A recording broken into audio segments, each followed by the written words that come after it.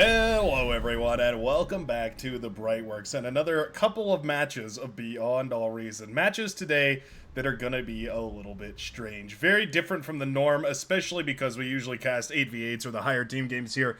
Today we're gonna be breaking it down in some lower team games, but with a little bit of a twist. I'll explain later here after we meet our teams. Where today, spawning as the red team. The red team leader, but the one half of the red team here, it's gonna be Ro and more. Spawning next to their yellow teammate, Doominator 10. That's very right. Doominator 10 going to be clocking in at 25 open skill, and Rowan Morse clocking in at 46. Going to be playing as the red team here on Gasbag Grabens. Gasbag Grabens. Yeah, okay. A map made by our very own Aiden, one of the members of the Brightworks community. If you'd like to join the Brightworks community, by the way, all you have to do is watch this video, really. Frankly speaking, I appreciate each and every one of you that watch this video, but if you'd like to do more, you're more than welcome to join in on the Discord, which is always linked down below in the description. But Gasbag Grabens, it's a cool little 1v1, 2v2, 3v3 kind of map. Very small team-oriented map. Of course, we played it 8v8, as we always do whenever new maps come out, just to see what happens. But yeah, definitely a map catered towards that smaller team game. I would definitely recommend checking it out if you are one of those folks that enjoys the small team game. Spawning on the other side here as the blue team leader, it's going to be Nizah, clocking in at 39 open skill, and as the green team leader, the person, one of the people largely responsible for the way that this match is going to be quite different, it's going to be none other than Neb. Otherwise known as, I don't know, there's some sort of face or something right here, whatever this name tag is. But Nebuchadnezzar, as some of you may know from my mispronunciation, it's going to be the green commander here for the blue team. Now, what we have currently enabled for this game, I'm not sure what the name of it is, but it is, hold on, actually I have it pulled up right here. I pulled up the reference because I wanted to look things up. Unofficial Tech Overhaul is what the name of this project is. It is a unofficial, as the name says, overhaul to a little bit of the portions of this game. Some of the changes, some of the things for the game, and primarily the focus is on making the early game a little bit more, a little bit faster. It accelerates a bunch of the stuff in the early game. It makes it a little bit easier to play the early game too. One of the most important things is that it makes metal extractors quite a bit heftier. I believe they have double HP. I can look it up really quickly here. I'm looking at the most current version, but this map might not, or this match rather, might not have been played on the most current version. So if the numbers are a little bit off, that could be the reason why. But yeah, metal extractors, let's see here. Double health and plus 10% self-destruct radius. So what that means is that early game harassment has to be a little bit stronger, or otherwise has to be sustained a little bit longer in order to do damage. So you'll see here if these commanders manage to get any units across this map. This is a very small map, but there is a lot of different run-by paths, which makes it pretty interesting, because it means when you go bots, you have a lot of opportunities to attack the enemy. Like we can see the ticks moving up on this northern high ground here. There are grunts to intercept, though. There's a lot of opportunities to try and sneak some units through into the enemy backline here, but when you're playing 2v2, those lanes obviously are reduced. And here we have one of the first changes that have been made. So as you can see, the Exploiter is a little bit more expensive, but we should see when this comes up here, one of the changes is that Exploiters actually now produce a little bit of metal. Now, it's not the only one that's changed, but because we have two core commanders, we won't get a chance to see the Armada changes. One of the changes to Armada is that Twilights actually produce energy. So it's kind of interesting. It gives both of the factions a T1.5 mech, sort of on par to what Legion has at the moment, which is pretty cool. Maybe the first example I can think of, the first example that comes to mind of Legion influencing backwards Armada and Cortex game design, which is really interesting to see. I'll call out more stuff as we see it here and there, but that's probably the first thing that we might notice. Yeah, there we go. Okay, so you can see this metal extractor spot is 2.3. This is actually producing 3.0, so slightly more metal per second coming out of this metal extractor. Nowhere near on par with the 1.5 that comes out from the good old-fashioned Legion metal extractors, OP metal extractors, but still a nice little bonus. Nice bit of micro right there. Does manage to snipe the Constructor for Doominator, and that's really unfortunate. Obviously, losing that Constructor means this expansion is going to be ever so slightly slower. Not the end of the world, of course, but it definitely helps for the Green Commander that second Constructor is going to have to waddle its way forward up to the front line before the expansion continues here, slowing things down ever so slightly. Thugs, another unit that got a little bit of a change, more of an aesthetic change, but they are slightly stronger. Basically, their cost is increased and they are slightly stronger, and the idea being that they are they're more on par with Centurions, which sounds a little bit strange. Centurions also got changed. There's a lot of little changes to T1. I would say primarily all the changes here revolve around T1. If you were curious, if you're if you're a 1v1, 2v2, 3v3 kind of a player, if you enjoy those small team games, it's definitely something I would recommend checking out, because it does change a lot of the early game, and I think that's pretty interesting. Probably, I would say 80% of the complaints that I've seen, because I cast a lot of games, and I'm sure if you've been around long enough, you've seen the difference between the 8v8 and the 1v1 games. One of the major things that a lot of people complain about is that the 1v1 game is so slow. Whenever you're playing 1v1s, you get stuck on the T1 era for so long. It's not slow in the sense that there's always units moving around, but you get stuck in the 1v1 era, and there's never really a great opportunity to transition out of the 1v1 era. You kind of get stuck in the T1 1v1. And that's a bit of a shame. There are better units in the game. There are cooler units in the game. It feels like it makes sense to go ahead and go for some of those T2, but obviously it's very difficult to afford. And that's partially part of the design, but the idea here being that that is perfectly balanced for 8v8, maybe a little bit changed, a little bit accelerated for 1v1, 2v2 small team games. Now, some of you might notice here, the thugs are firing a volley of 2 projectiles on par with their actual projectile cannons here. They actually have 2 cannons, so they fire 2 projectiles. I feel like is more of a design change really than anything else. Pawns, ooh, do manage to snipe the constructor. Okay, I was gonna say this is an inefficient trade, but they do snipe that con, and that's actually huge on the southern side. A couple of them even escape. Okay, I would say that's all worth it. Very nicely done. Have we seen any Twilights come up and running yet? It doesn't look like it. I don't see any Twilights. So the interesting thing about Twilights is they have lost their stealthy, their sneaky beaky. They no longer have the cloaking.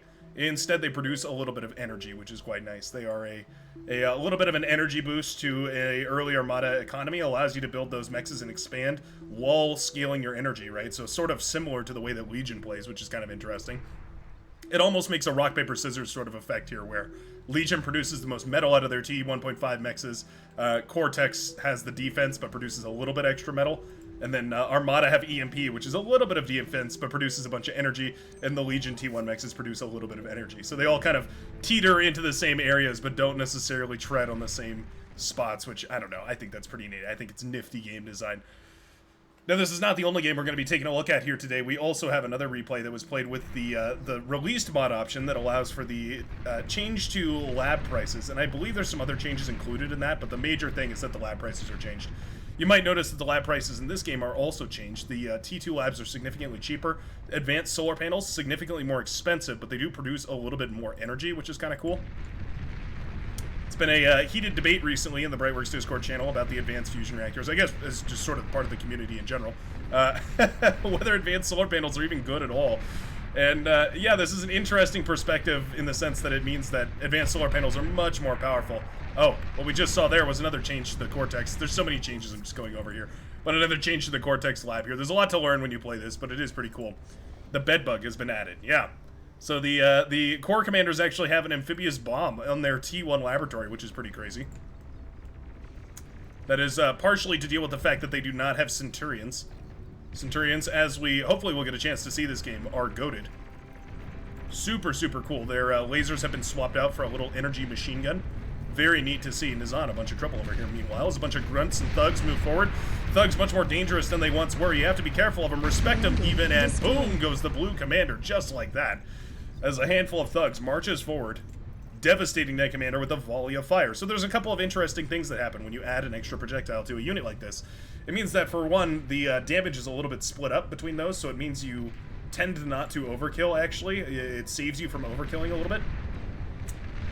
It also means that when you fire and get the flanking bonus, it's a lot easier, because you're going to hit once, and then the other projectile might hit from the other side, and then you're going to hit again, and then you're going to hit again. So you get the flanking bonus 3 times, rather than where if one projectile fires and another projectile fires, you only get the flanking bonus once. Kind of interesting. One of those little changes that you don't really think about too hard, but then when you actually play against it, it can be very, very dangerous. Now, maces have also been tuned, which is important to note. Maces have a Gauss weapon, which makes them incredibly accurate, which is pretty cool. It means that against quick-moving units like grunts, pawns, ticks, all those, they can be a really, really effective option. Kind of interesting to flip the script right there, making the maces sort of the tool for that job, rather than making the Centurions that sort of a unit. Big push on this side. Love that, though. As soon as the commander went down, we did start reclaiming it, started producing more thugs, and started marching on towards the base. There's not a lot you can do here. So many advanced solar panels. We're now up to nearly 1,000 energy production here for the Blue Commander. Needs those E-converters up and running. Obviously taking this all with a grain of salt, because these commanders are not going to be super familiar with the pacing or playstyle of this new balance change that redefines the way the T1 game is played. But I wouldn't be surprised if we see T2 come up pretty shortly here. Just for record's sake, let's just take a look here. You can see the laboratory is 2200 metal. I believe it's even further been decreased in recent versions of this mod. You can see those maces, by the way. Well, we didn't quite get a chance to see them. The maces fire that Gauss projectile. It basically just means it fires super quickly, which is cool. Arm Plasma Bot, no burst. They don't have nearly as much burst as the Thugs do. But they have quite a bit more range and are quite a bit more effective against mobile targets, which makes them very dangerous against those early scout units. Like, if you make one of these grunts or a couple of these grunts, a single mace can take them out pretty effectively. Definitely changes the way that goes here, but there we go. Units making into the blue base right here, and it will be a swift and undefeatable end. You see the mace? You see the mace? Oh, come on. The mace is trying to get in a position to fire right here, but the base is crumbling. There we go. You can see it travels in a much more linear path there. Yeah, it doesn't have nearly as much arc to it as it used to, as normal plasma rounds normally do. Yeah, there we go. But you can see with the increased travel time, it definitely does a good job quickly. Eventually cleaned up, but so much damage. You know what? The solar panels stay alive, though. Despite all the wind turbines going down, the A-solars are still alive, producing 600 energy per second. This is bad damage for sure, but with a resbot to get all this up and running, and with enough build power, I think this can be fine. I think this might actually be recoverable. Doominator, however, pushing up to this high ground, does have a nice source of thugs right here. Should have made Centurion, says Neb. Giving a little bit of coaching on the mod that they made. I say they because Neb and it was a team effort, right? Obviously not just one person. But there we go. Blue team, or blue player rather, throws in the towel. And indeed, as more and more forces mount, the red team will claim victory in this game. Let's jump on in to that other game and take a look at the official mod option and see how that changes the game. Battle ended. Game number 2. Different teams, different team size, and a different mod option. This time, going to be the blue team. Nuclear Guy, Akil, and Autopilot. Going to be playing here as the blue team on the southern side. Going up against the red team here, Mr. Dirac, Aidenot, and Nazah. So the map maker of the last map, Nazah, who we saw in the last match, and Dirac going to be the red team here, spawning on the top left-hand side of a very beautiful new map as well, Pools of Illis. Not a map I actually got a chance to look at all too much recently, so I'm very excited personally to take a look at this map. I feel like a bunch of the new maps that have come out recently have been 1v1, 2v2 kind of small team maps, which is cool for sure. Don't get me wrong, I love the small team maps, but I also love the 8v8 maps. I like the Chaos maps, and I love particularly the Special Salt Reef or whatever it is, the one with a bajillion metal extractor spots that are all extremely potent. Definitely fun to get to play those gigantic maps every now and again. But I digress as we jump into a 3v3 here with a little bit of a mod option. This is the one that can be enabled from the advanced menu. So I'll put a link down below to the project document if you want to check out Neb's mod, what is it called again? The unofficial tech overhaul. If you'd like to check out that mod, it is I believe it's a tweak defs, so you have to be careful about that. It's a tweak definitions, not a tweak units. A little too big to be a tweak units. So if you want to play with it, you just put it in the tweak defs field, and then it should fix itself right up, should patch the game. And then if you'd like to play with this one, this can actually just be activated from the advanced options tab. You can go into, I believe it's extras, or it might be experimental. It's under one of those tabs. You should see one that says like, you know, temporary or in progress overhaul, lab cost overhaul, something to that effect, where you can play with these options. But here we go. So a couple of the changes that I can remember off the top of my head, I don't have the document pulled up for this one, but that I can remember off the top of my head, effectively these laboratories have a lot more build power. As I understand it, the laboratories are meant to be a little bit more self-sustaining, while the construction turrets are meant to be quite a bit more expensive. So there we go. 250 metal and 3,200 energy. I don't know the default cost of a construction turret off the top of my head, but there we go. That's what it is in this mod. And yeah, I believe the idea here is that basically we're trying to make it's trying to address two things simultaneously, I think. One of which is commie builds, where you sort of all share resources effortlessly across the map. It's trying to localize the resource, the primary resource, instead of metal and energy, to actually be build power. So it's all sort of clustered around a single commander, right? So you can shuffle metal off to a commander all you want, but basically, oh, there we go. Yeah, we've got, you pay attention to the chat. It looks like Neb is actually breaking down the changes in the chat there for you. Wonderful.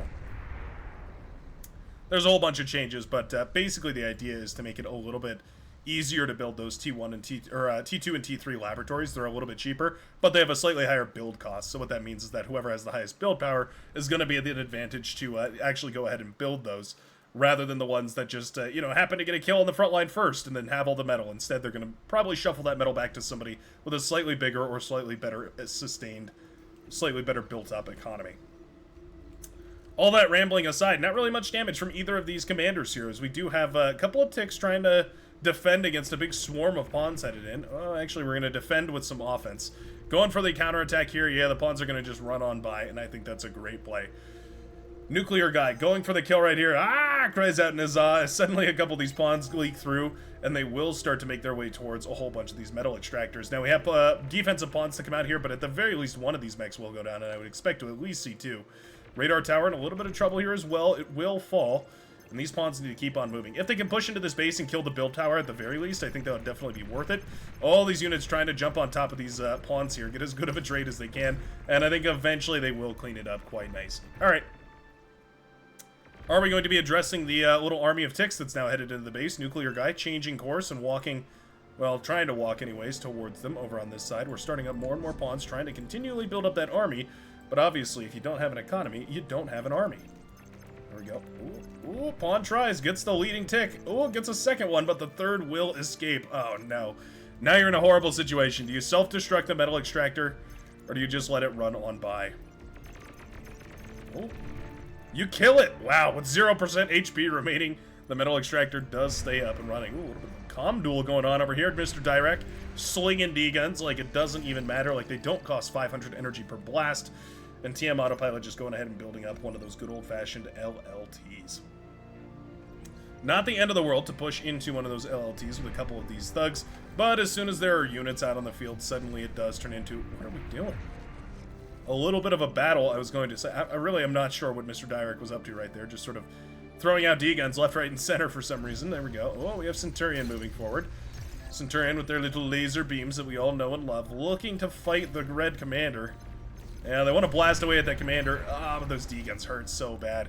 Centurions and commanders basically have an even range, and so what it means is that with perfect micro, in theory, Centurions can beat commanders because they can dodge those D-guns by the time that they actually roll off the commander and out to the range of the Centurion. However, in reality, it's extremely difficult to do. One of the best ways you can amp up the power of a Centurion is to just have a couple of pawns that surround the commander and trigger the flanking bonus so that the Centurion can actually do a whole bunch more damage. It does about 1.5% per shot normally. If you can get that flanking bonus, suddenly you're up to 3% per shot, and they do fire very quickly. And I have to agree with Ripsy as well. Sexy map. It is absolutely a very, very pretty map with two gigantic pools that you could take advantage of. They have amphibious entrances here, so you could, in theory anyways, sneak some amphibious tanks or something like that over here. Nice D-guns, by the way, from Kyle.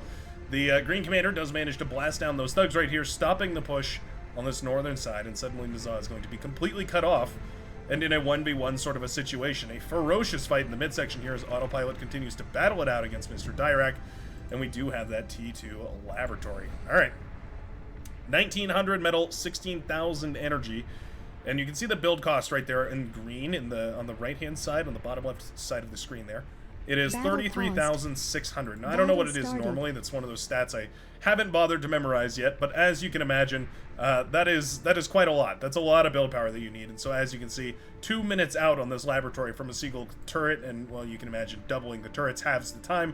So we're still looking at a minute or so out from this laboratory being completed, despite multiple commanders potentially contributing, is pretty significant. Mind you, delaying a T2 laboratory by upwards of a minute can have a huge impact on the game. That's a minute of gunslingers or hounds or a czar or any of those T2 units having an impact on the field. It could mean a bunch of dead T1 defenses. It could mean a bunch of dead commanders. It can mean a lot of things. There's a lot of impacts that T2 can have. And as I've said, and I'll say again, the T2 that come out first will always have the biggest impact on a game. The later T2 will always have a harder time having a big impact on the game, as their T2 counterparts will always be out in the field. It's just one of those universal laws of beyond all reason. The first T2 are better than the second T2, even though they might be the exact same unit. TM Autopilot and the Cyan Commander both in a bunch of trouble here, though. Pawns do find the geothermal. They find a bunch of constructors as well. The E-converter's not quite set up yet. The pawns get a decent surround on that geo and blow it sky high. And all of a sudden, we also have pawns moving towards the base here. Will the Rocketeers be enough to clean this up? Typically, the answer would almost always be no. If they move in a direct line, don't change course, and have linear speed, I guess technically the Rocketeers can beat this, kind of. But obviously they shouldn't. And there we go. Those pawns do change course, and eventually... Oh, they don't actually get the wind turbine. Okay. LT will start firing here shortly, and alright, defense is actually solid. So the geothermal goes down, but a couple of res bots later, and you should be alright. You should be all set. Extracting a bunch of energy from that geothermal is super useful. Building a big battery bank to actually store a bunch of that energy is very useful as well, so that you're not always beholden to the OP 16 wind speed here of this map. Static defense has been set up here for the green commander. Looks like the front line has crumbled right now, though, for the blue. Thugs marching forward right here. Autopilot, yeah, in a little bit of trouble. Centurion, I mean, maybe with proper repairs we could have traded out here. That is only 3 thugs. These are not the buffed thugs. These are not the OP T1.5 thugs. These are just regular thugs, but these are quite a bit more dangerous. T2 in 9 minutes in a 1v1. Pardon me, a 3v3. I feel like I've called this game a 1v1 multiple times by this point, haven't I? Anyways. Fiends moving in here. It's because I think these balance changes were designed for 1v1 and then sort of scaled based on the 2v2s and 3v3s that have been played on them. One of those interesting problems, basically the opposite problem of StarCraft 2, which is that the early game is pretty much perfectly paced for 8v8 games, and it is a little bit slow for 1v1 games. I feel like a game like StarCraft kind of has the opposite problem. Very, very fast in the early game, and basically unplayable in the late game for, you know, big team games because it's so quick. But it makes the 1v1 pretty action-packed. Bedbug drops. Oh my goodness. We transported a bedbug into the main base right here of the Cyan Commander. Just narrowly doesn't kill the laboratory here, but already wind turbines and build turrets, all that stuff has gone down. Suddenly the Fiends are in the backline. Fiend, I should say, singular, but it will destroy these wind turbines, no problem. And all of a sudden, the energy reserves are plummeting right here for the blue team. Died. Yeah. Blue Commander throws in the towel right there, as all of a sudden this base is without a brain. The Fiend has torn down the wind production here for a Kyle, and Nuclear Guy is, well, just moments away from meeting face-to-face with a whole bunch of those flamey boys. Commander has died. What a cool opportunity to take a look at these games. And I would definitely recommend giving them a try yourself. If you're playing some small team games, take a look at the mod options, take a look at what you can, and of course, check the description where you'll find the unofficial tech overhaul, and let me know what you think about it down below in the comment section. Do you like the first one better? Do you like the second one better? Maybe a hybrid of both of them is where we're going to end up in the future. I'm excited to see. And I'm excited to see the 1v1 game change, because I think we're definitely all excited to see the action-packed 1v1 games that this game absolutely has the potential to host. And I, for one, will be casting a whole bunch of them as soon as we can all settle on what is the best of Beyond All Reason. Thanks a ton for watching, folks. And if you did make it to the end, of course, feel free to like and subscribe and join the Brightverse community at the Discord down below. And I hope you have a fabulous rest of your day. And I will see you in the very next game, no matter what size it is, of Beyond All Reason. Whoops, there we go.